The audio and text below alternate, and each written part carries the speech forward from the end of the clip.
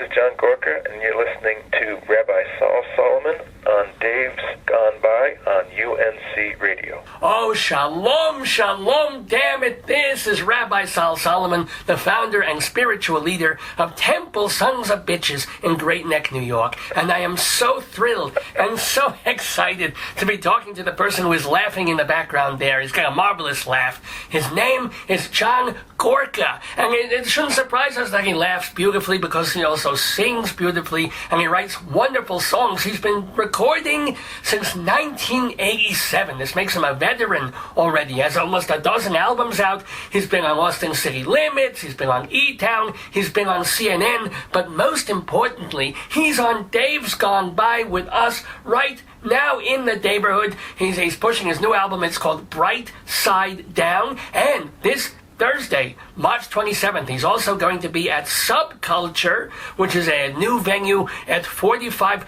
Bleecker, which, believe it or not, is located at 45 Bleecker Street.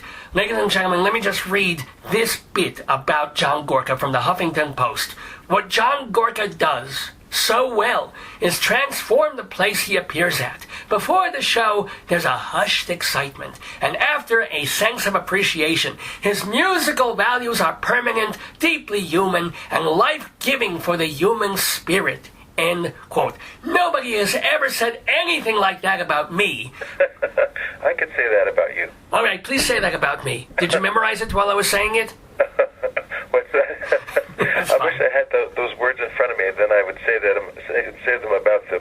Well, that's most kind of you. About you. And we get the sense, there's a sense in all your music and in your performances that you are a genuinely nice guy. You know, that's a kind of a fluffball question, but do you consider yourself a genuinely nice guy? Well, that's something I seek but don't always achieve. Oh, well, I'm a bastard about 23% of the time, so I totally get it. Now, let me ask, most important question for, at least for me, ethnically, what is Gorka? Is that Polish? Where's that coming from, the derivation? Yeah, Gorka is a Polish name. I'm not sure if that was the original, it might have gotten changed along the way, but it means, in Polish, it means small hill. Small hill.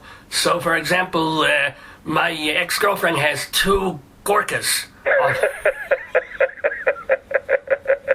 Maybe so. I don't think I know her. Oh, I would hope not.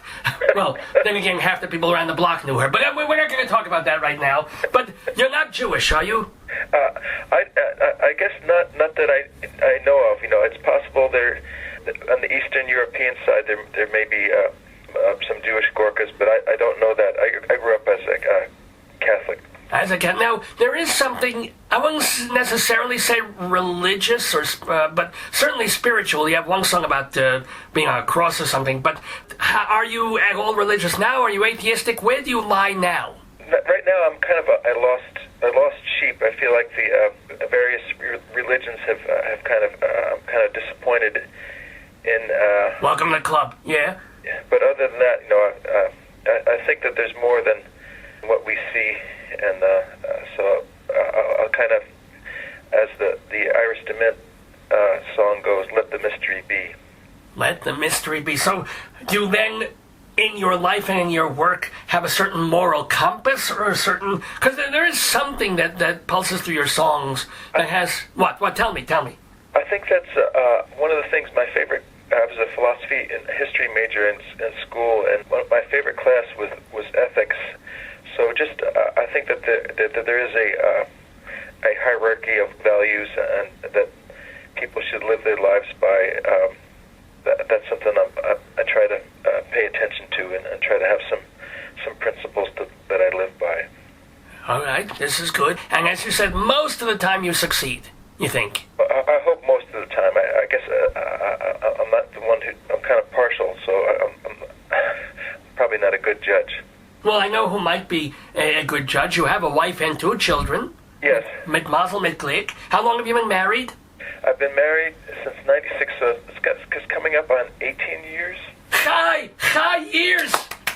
18 is chai in my people's thing. Is that right? I'll explain it another time. But this is wonderful, and you've got children, but, okay, you're a singer, a songwriter, you're a performer, you have to tour, Yes. How do you balance life as a performer going out there and having the responsibility of a husband and father? Yeah, that's the difficult thing is to try to. It's hard on my wife to be almost like a single parent a lot of the time since I'm away.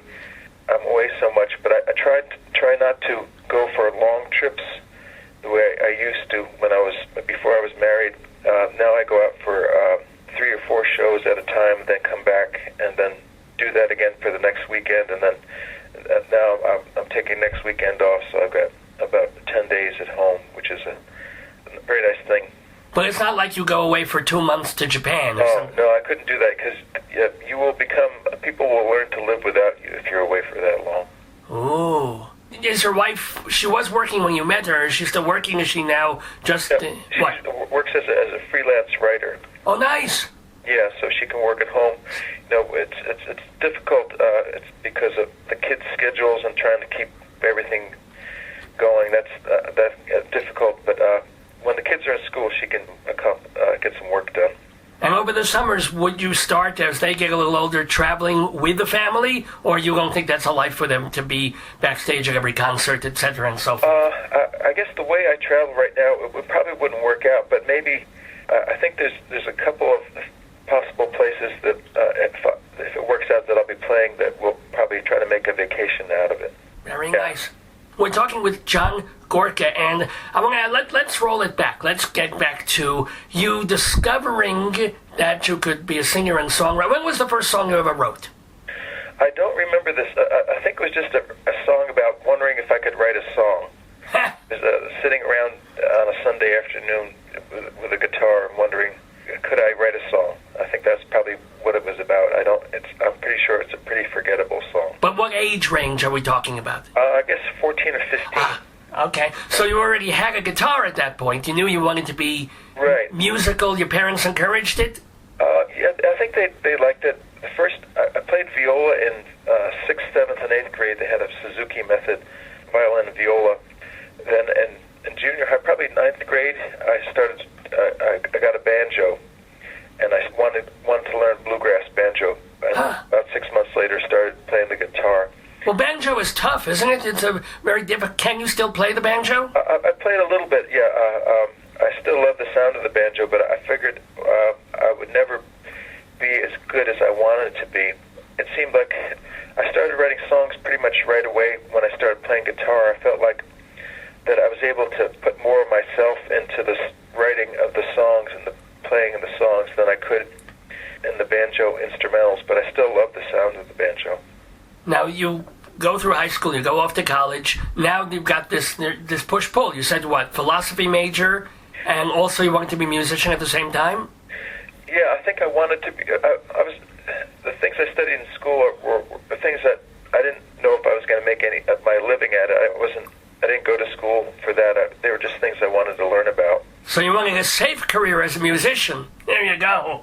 I'm sure your parents were pulling their hair out. So I started to wonder if I could do music. I didn't know anybody who did it for a living, so I kind of started playing at all the college coffee houses and got to meet Dave Fry, who ran Godfrey Daniels, which is the professional coffee house on the south side of Bethlehem, Pennsylvania.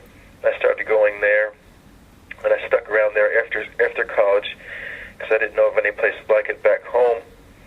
And a lot of the people, I started to run the open mics and volunteer as a sound man and usher and MC. And eventually I started to become kind of the house opening act for the songwriters coming through. And a lot of the songwriters that I opened shows for opened doors for me in other parts of the country.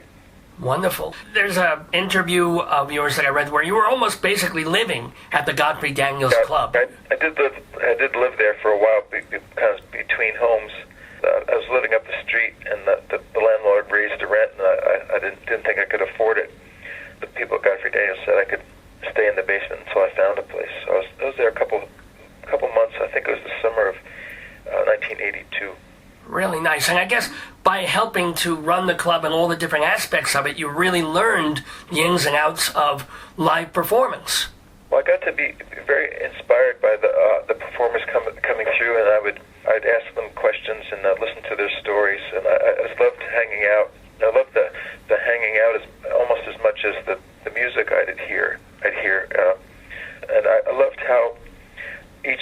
drummer could just transform the room. That they could. It would just seem like an ordinary room. It was a former donut shop that Dave Fry and Cindy Dinsmore made into a great club. And does it still exist? It does. It's still there. It's still hanging in there. It's often a tough go. The neighborhood has changed. It's harder to find places to park. So that's been a challenge for them. But it's still a great place. Now, who were some of the people, John Gorka, that were playing at Godfrey Daniels that at that point you were opening for and eventually sometimes singing with? Some of the people, there's people that I'd never heard of before who had kind of discovered there. Stan Rogers was one of my musical heroes. I never got to open for him, but I got to MC and I got to hang out when they came through there. Jack Hardy. Oh, wow. They opened for, and Nanci Griffith. Other people I got to meet there, Dave Van Ronk and Rosalie Sorrels. There's a whole bunch of people. Well, let's talk a little Van Ronking, shall we? Because he was all in the news a couple of weeks ago with the opening of the movie Llewyn Davis by the Coen brothers. Did you see the movie? I have not seen it yet, no. I've heard the book, but I've not seen the movie. Well, the folk community has been all up in arms about the movie, saying that it's all depressing and it didn't really capture the spirit of how wonderful it was and how communal, and how communal you made it sound in that folk era way back when. Mm-hmm. I mean, and knowing Dave Van Ronk, what were your thoughts on the man? Oh, he was one of the best people I ever got a chance to meet. I met him through Christine Lavin, who was good friends with him, and he knew so much about everything, he especially music, and he was very, very encouraging to that next generation of singer-songwriters, and he wrote the liner notes to my first record. Really? Yeah. I didn't want him to do it like a regular kind of liner notes thing, so I encouraged him to write a fictional version of liner notes, and I was very glad to be able to have that happen. Of course. Oh my goodness. Did he teach you any guitar? I know Christine Lavin learned some guitar from him. No, I never got a chance to study with him. It's kind of funny. For me, guitar playing was only something I just wanted to do to accompany the songs. I didn't really put too much stock in my playing, but as time has gone on, I found that I've learned how to play better than I thought I could. And recently, there's a Stefan Grossman's guitar workshop. There's a video series of Dave Van Ronk teaching several pieces on the guitar, which I've now downloaded on the computer. So I now, even though he's not with us anymore, I can still take lessons from Dave and learn from him. But he was one of the best people I ever got a chance to meet. Do you have any anecdotes about him? Any amusing memories or unusual memories of him? I opened for him once at the Speakeasy on McDougal Street, Greenwich Village. I thought it went okay. I guess there was some commotion at one point, but I didn't really pay attention to it. And apparently, I found out afterwards that during my set, somebody in the audience threw up. Happens to me in my sermons every Saturday. But yes. And when Dave heard this, he said, "Everybody's a critic." Excellent. And what about some other people that you've worked with and memories of them? Do you have any amusing anecdotes of Nanci Griffith? Oh, Nanci Griffith she encouraged me to enter the Kerrville Folk Festival, New Folk. It's like a kind of like a competition of songwriting that was started by Peter Yarrow of Peter, Paul, and Mary. Of course, yes. And Nanci encouraged me to enter that, and it turns out that I won. Ooh. So that was a big deal for me. But I'm trying to think. There's probably some anecdotes there. But there was one. I was writing a song called "Prom Night in Pigtown." Oh, that's on your first or second album there, yeah? It was early on. Yeah, I think it was on Jack's Crows, or it might have been this. I'm not sure, but somewhere early on there. Okay. And originally, it was just a song about a strange, kind of an odd town called Pigtown. And I was at a party with Eric von Schmidt, who's a folk singer from the 60s. And name checked on Bob Dylan's first album, yes? Yes. And we were sitting around playing, and he played a song called "Frogs Go to the Movies." And I Night in Pigtown, but it's not about pigs. And he said, you should write it about pigs. So I did it, and as I was working on it, I had a line in it. Let's see, I'm not going to remember it. I can try Googling. I remember. Okay, there were. Prom Night in Pigtown. Google lyrics. Let's see. Let's see if I can find this here. That's what. Okay, that's the first line. It was Prom Night in Pigtown. There were ham bones and long gowns, and originally I had it. It was Prom Night in Pigtown. There were pork chops in big gowns, and she said, John, the fat girls are going to hate that. Oh. I don't know if you could use that one, but good for her. Okay. So she wanted to keep all your audience and not have half the crowd going, tisk. Especially since you were single back then. So you don't want to ruin your chances with the crowd. Well, let me ask you, I think that's a fair question. Before you met your lovely wife and had the kids and all that, you were a single, good-looking folk singer on the road. Were you out there? Were you getting in various cities, having fun? I'm kind of I was kind of clueless in terms of the social interactions, so I realized later that there were opportunities, but I didn't quite pick up on it in the moment. I guess it probably not very much like a rock and roll story. You're doing folk, so it is kind of different. And you do seem, and a lot of things I've read about you, that you're much more reserved and shy and quiet in person. And then, do you feel like you become a different person on stage?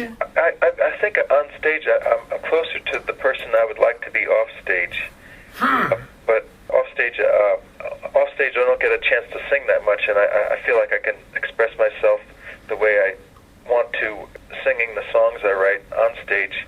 So I was never all that happy with the way I communicated off stage as I'm demonstrating right now. No, you're fine, but you do have a halting sort of delivery.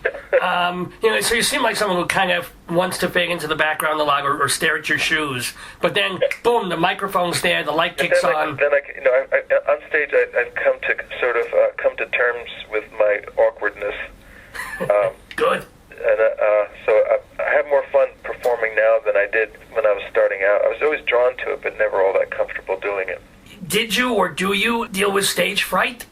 Oh yeah, I always get nervous before I play. If I have an idea what song I'll start out with, I'm generally less so. But it's always a kind of a battle of nerves. And you go out there without a song list? Right. Yeah, I tell the audience I write up the song list. I have a set list for every night, but I don't write it up until after the show. I like to have the order, but I don't feel like I can presume to know which songs to play for an audience I haven't met yet. Wow, but that's easy to do if you're going acoustic. What if you have backing people? Generally, if that would be very difficult to do with if I had other people playing with me, but most of the time I play by myself, so I can get away with that. I wasn't just kidding. I mean, you played with a symphony orchestra one time. You did a concert then with them. Then I had to have a set list. And yeah, okay. I had to really... You can't just go with a tuba player. Hey, wing it! Right, yeah, take it. Number 413, go! No, you can't. Hi, this is John Gorka, and you're listening to Rabbi Sol Solomon on Dave's Gone By on UNC Radio. Now, you told the Huffington Post, we're quoting them again, but this is you being quoted, I have always felt it was better to really strongly affect a small number of people than to reach a big number of people only superficially or temporarily. So does this mean you could play somewhat bigger clubs than you are, but you really prefer the subcultures, the little places like that? I don't know how many subculture has, but yeah. Yeah, I don't think that... I'm not sure if I could reach a larger audience if I changed what I do. I feel like... if I did that, I'd end up doing something that wasn't as good as what I'm doing now. I'm not sure if that's not being too clear there.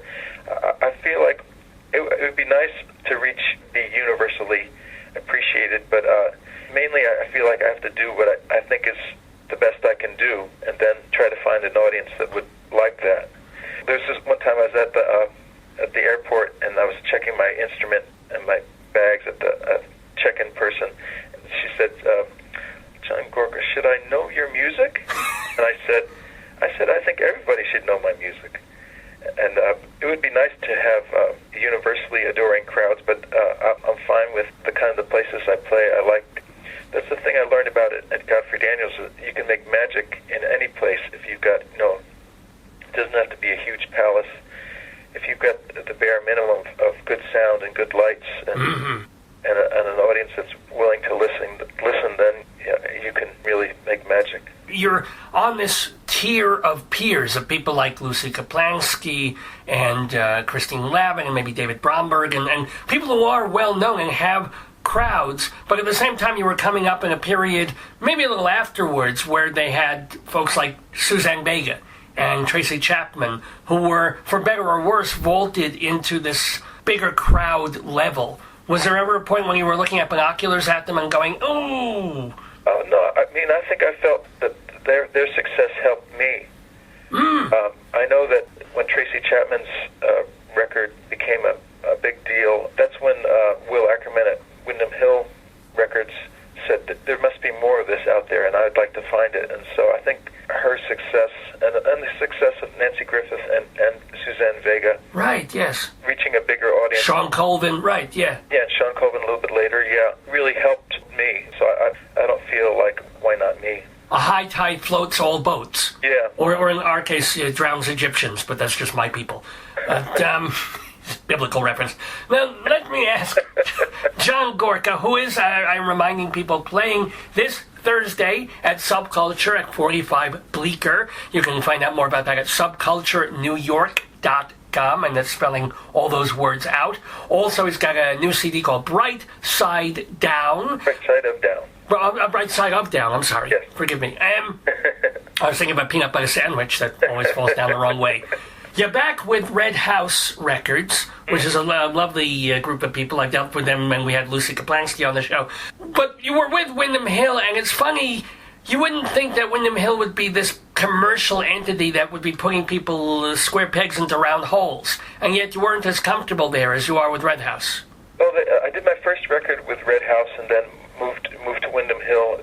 They were a bigger company with more resources and major label distribution and everything, and it started out great and ended not so great, but in the end, the good they did, they couldn't undo.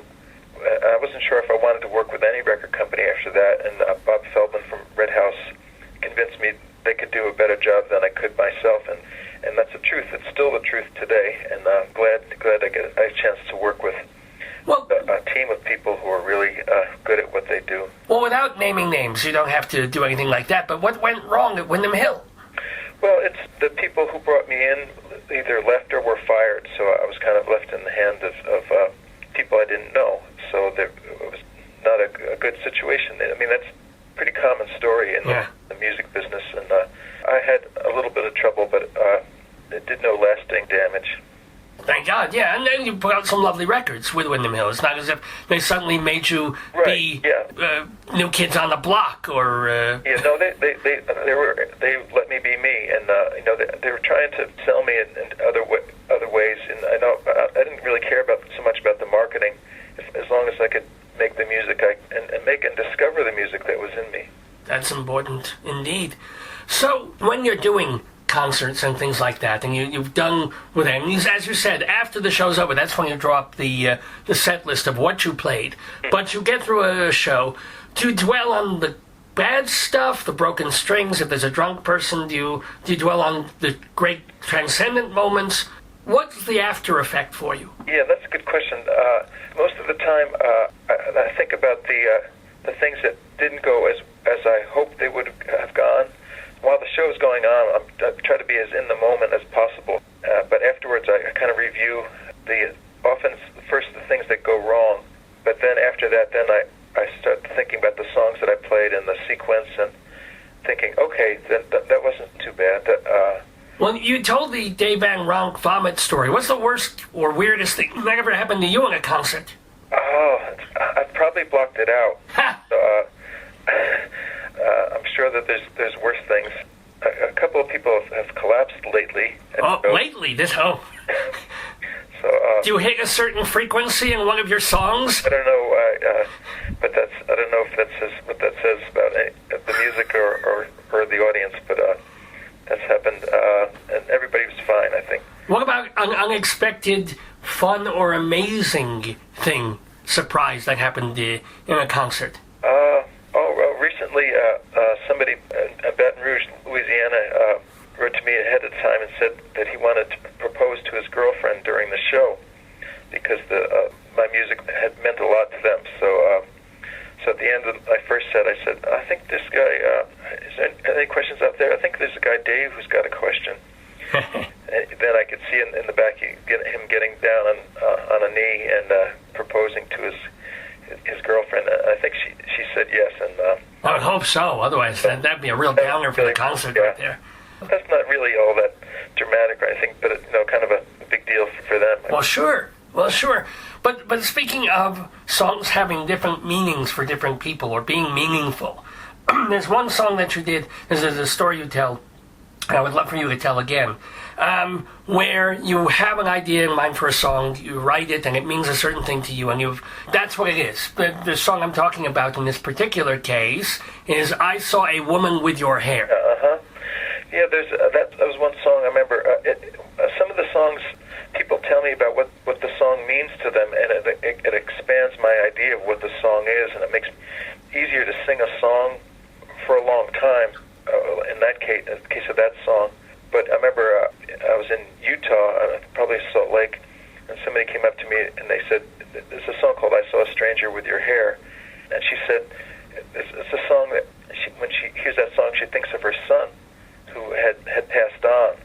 And I was thinking of it as of the person I was writing the song for, but I hadn't thought of it in that way. But that's a perfectly valid interpretation, but not one I had anticipated.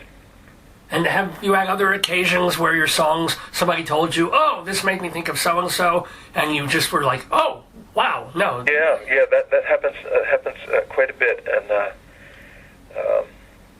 so that it's kind of a sobering thing when you realize that it can have that kind of a meaning and that kind of effect. So it makes the songs for me more like common ground or a kind of a community property that I can meet the audience, and that's kind of gotten larger as there's more and more songs out there. And as far as the genesis of some songs, for example, you have the wife, you have the kids, you're heterosexual, and yet you wrote a song about having a dream about Judy Garland. Oh, right. Now, let me ask, did you actually have a dream about Judy Garland and then write a song about it? Or did you think, hey, I want to write a song as if I had a dream about Judy Garland? No, I remember I was going down to Houston to play at a place called Anderson Fair, and I had a biography of Judy Garland I was reading on the plane on the way down, and I always liked her as a kid growing up, from the Wizard of Oz mainly, and from some of the other movies, but I didn't really know anything about her life, and that was kind of what she went through was kind of a shock, so I wanted to put that into a song. Hi, this is John Gorka, and you're listening to Rabbi Sol Solomon on Dave's Gone By on UNC Radio. You have this new album out. It's called Bright Side of Down. Is there a theme to it? Are the songs connected in any way, or they just come to you and you try and arrange them? I've recorded more songs than I put on the record. There seems to be a fair bit of winter and a little bit of springtime in there, longing for spring. I live in Minnesota now, so the winter's kind of a big deal here. Yeah, let me ask you that. You grew up in Pennsylvania, right? I grew up in New Jersey. New Jersey. And then... I grew up in New Jersey, and then I lived in Pennsylvania, went to school in Pennsylvania, and lived there for almost 20 years. And you get to travel and this, and as you said, your wife takes care of the kids. She's a freelance writer. Why the hell are you living in Minnesota? Well, she's from Minnesota, so I just need to be kind of near an airport if I to do what I do. She's got family here, and I know, but Miami has an airport. Santa Cruz has an airport. That's true, but that's not as centrally located as Minnesota. And you don't want to be in Chicago because you'd never leave. Right, you'd just be in the airport. Yeah.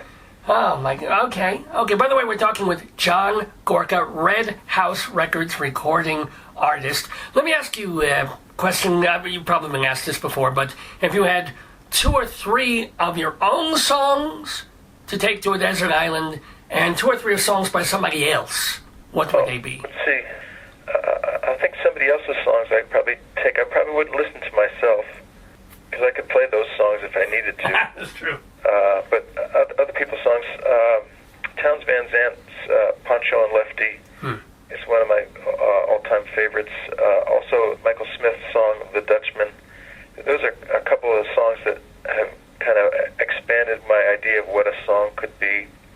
Did you know either of them? Did you ever meet Townes Van Zandt? I did. I did. I met him a few times. One of the last times, they were having a night of his music at a place called La Zona Rosa in Austin. And he was there. I got to meet him afterwards, and I introduced myself, because I never know if people will remember, so I'd tell my name and stuff. And he said, "We've met before. I never forget a nose."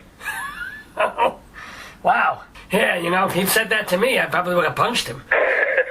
It's an ethnic thing there, but okay, that's all right. Was he in okay shape? Oh, yeah, he's super sweet and in good form. Good. Do you have any favorite cover versions of your songs?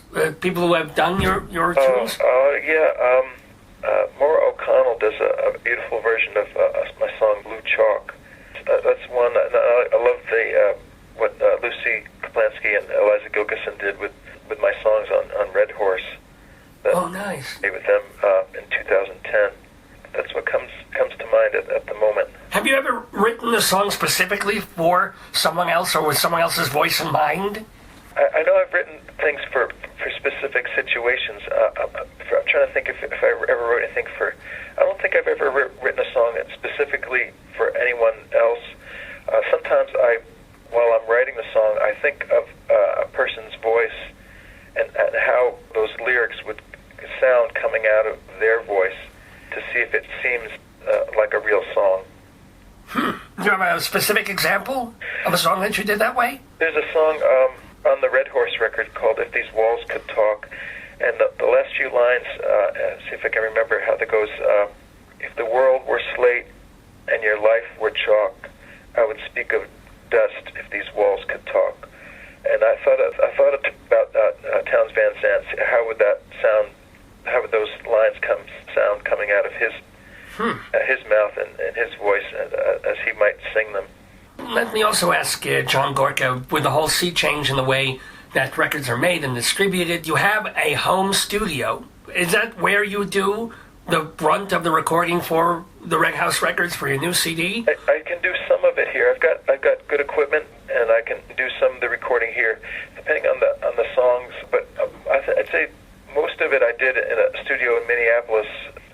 We have a kind of a similar setup at both places, so that if I can have the same mic preamp I bring the vocal mic back and forth, so I can do stuff at both places and have it work.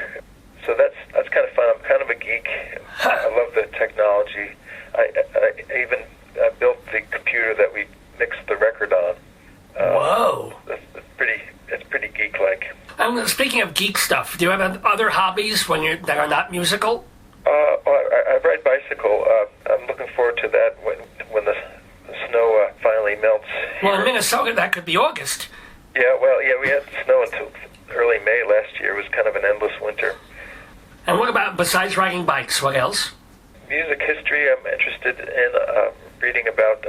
Those are my main things. I like sound. I like recording, but those are my main interests, I guess.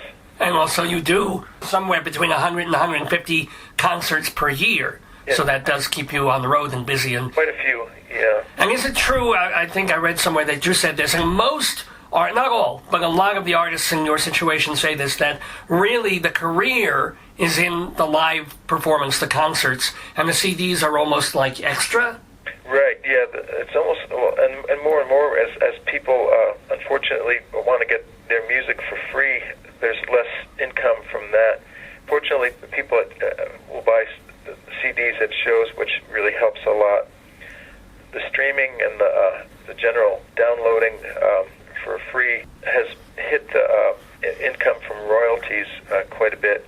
I think it also works in a way that enables people to discover my music that who would not have discovered it before. So I don't think it's all that bad, but that means the main income is from it has to be from seeing you in person. live shows, yeah. And hopefully this is true, because we want people to come down to Subculture this Thursday to see you. After the show, do you sign CDs? Do you sell? Oh, yes, good. Sign my name, I can sign just about anybody's name. Sign mine, but it has to be in Hebrew. Okay, all right. Okay. That was kind of a joke I was trying to... Oh, I'm sorry. I'll set you up again. I hate when I ruin somebody else's joke. No, it's okay. It was probably not that good of a joke, so... Oh, well, forgive me. Sign my name. I can sign, just about anybody's name, because, I could... Abraham Lincoln, I have a sports memorabilia business, too, so... Oh. That was the joke. Okay, wait, I'll... Throw that out. There we go. I've got a laugh machine handy for cases like that. We tried. Well, forgive me for stepping on your punchline, John Gorka, but everybody step to Subculture this Thursday. There's more information at subculturenewyork.com. Also, don't forget, you can go to johngorka.com, and of course it's Gorka, johngorka.com, to find out what you're doing, where you're going to be, and buy your CDs online. I think they're autographed there too. Yeah, you can't get a copy that's not marked up by me. Wow. You only get 9 copies. And you don't gouge. I think they're reasonable CD prices, and you get the autograph on top of it for free, which is lovely. Yeah. I think that being a Jew, this appeals to my economy, if you know what I'm saying. I don't even know what I'm saying.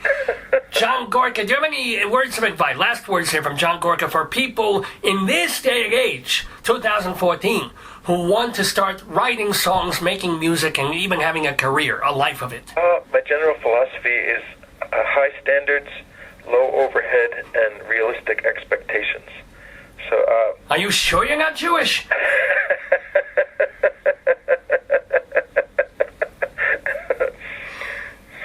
So I like what Susie Rotolo, who's the late Susie Rotolo, yeah. Who's on the cover of Bob Dylan's second album, yes. Free Will album. Her book about Greenwich Village was a great one, I thought. And one of the things she said, the difference between then and now is back then we had something to say, not something to sell. So I think before you have something to sell, make sure you have something to say.